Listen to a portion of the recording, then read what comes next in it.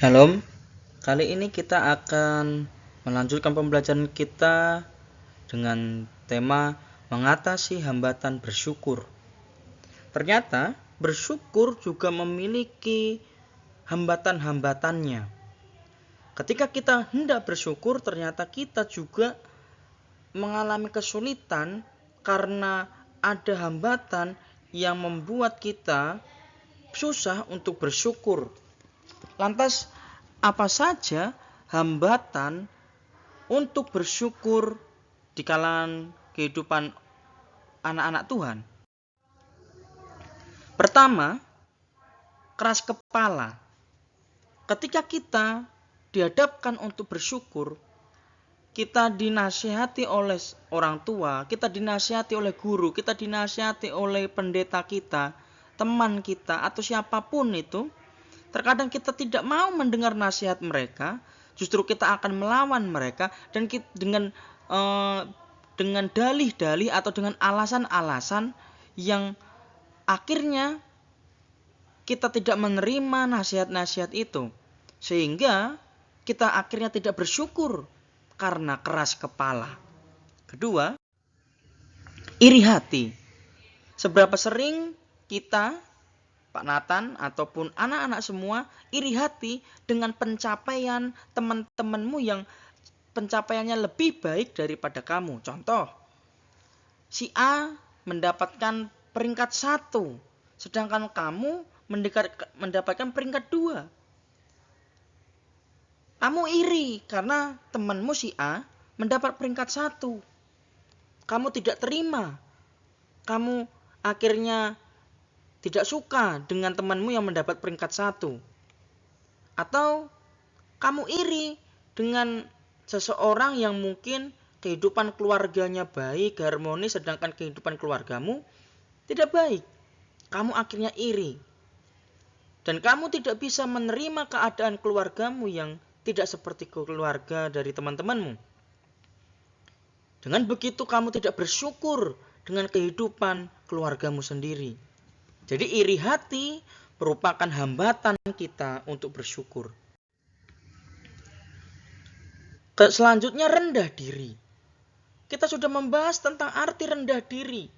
Rendah diri merupakan sikap yang tidak baik. Rendah diri merupakan sikap inferior yang akhirnya membuat kita menjauhi kehidupan sosial. Karena kita merasa tidak baik, tidak pantas, tidak layak dengan orang-orang sekitar kita. Nah, karena kita tidak bisa mengenali diri kita, akhirnya kita mungkin akan membandingkan kehidupan kita dengan orang lain. Kita menjadi rendah diri karena kita tidak seperti mereka atau kita tidak di atas mereka. Apapun keadaanmu saat ini anak-anak, terimalah supaya kamu tidak rendah diri. Bersyukurlah dengan keadaan fisikmu, bersyukurlah dengan apapun yang ada dalam dirimu. Jangan rendah diri. Selanjutnya, hambatan untuk bersyukur adalah hidup menyimpang dari jalannya Tuhan. Firman Tuhan selalu menuntun kita ke jalan Tuhan yang benar. Firman Tuhan selalu menuntun kita untuk kita memilih yang benar, memilih yang baik untuk kehidupan kita, dan dampaknya baik bagi kita dan baik bagi orang di sekitar kita. Tapi kita lebih sering mungkin menyimpang dari jalannya Tuhan. Tuhan menyuruh kita untuk berjuang, untuk belajar ketika ujian. Tapi akhirnya kamu tidak belajar. Kamu memilih mencontek. Artinya kamu tidak bersyukur. Ketika kamu mendapat kesempatan untuk belajar, justru kamu tidak belajar. Malah kamu mencari cara alternatif, yaitu mencontek. Setelah kita membahas hambatan dari bersyukur, kita akan belajar cara bersyukur. 1. Untuk mengatasi hambatan bersyukur, kita perlu mengingat kebaikan Tuhan. Kebaikan Tuhan yang diwujudkan melalui orang tuamu, melalui teman-temanmu, melalui saudara-saudaramu. Kebaikan Tuhan misalnya kamu bangun pagi, kamu masih hidup, bisa menghirup nafas segar, bisa sarapan, kamu bisa bertemu dengan keluarga orang tuamu, itulah kebaikan Tuhan. Jadi kita perlu mengingat kebaikan Tuhan sekecil apapun. Kedua, untuk mengatasi hambatan bersyukur kita perlu sabar. Jika kali ini keadaanmu tidak baik, sabar dan bersyukur. Katakan terima kasih Tuhan untuk keadaanku meskipun keadaanku saat ini tidak baik. Misal kamu sakit, kamu akhirnya tidak bisa ikut lomba sepak bola, kamu harus istirahat, ya bersyukurlah, sabar. Ada waktunya kamu akan mengikuti lomba sepak bola selanjutnya atau hal-hal yang lain. Ketiga,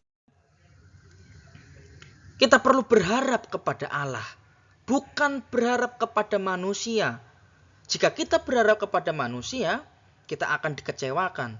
Tetapi jika kita berharap kepada Allah, Allah akan menjawab setiap harapanmu. Tentu harapan yang sesuai dengan kebutuhan dan kehendak Tuhan. Berharaplah terus kepada Tuhan, memohonkan apa yang kamu butuhkan melalui doamu. Keempat, percaya kepada Allah. Ketika kamu sudah berharap, maka percayalah kepada Tuhan. Dia akan mengabulkan semua doamu, doa-doa yang senantiasa lahir dari ketulusan hatimu dan kesungguhan hatimu. Percayalah kepada Tuhan, Tuhan akan jadikan kamu menjadi orang yang berhasil dengan caranya Tuhan, bukan cara kita. Teruslah percaya kepada Tuhan. Tuhan akan menuntun kita melihat kebaikan, melihat perkara ajaib Tuhan. Itulah cara-cara menghadapi hambatan bersyukur.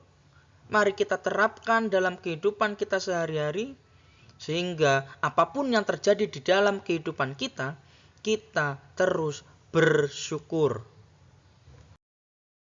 Terima kasih. Tuhan Yesus memberkati.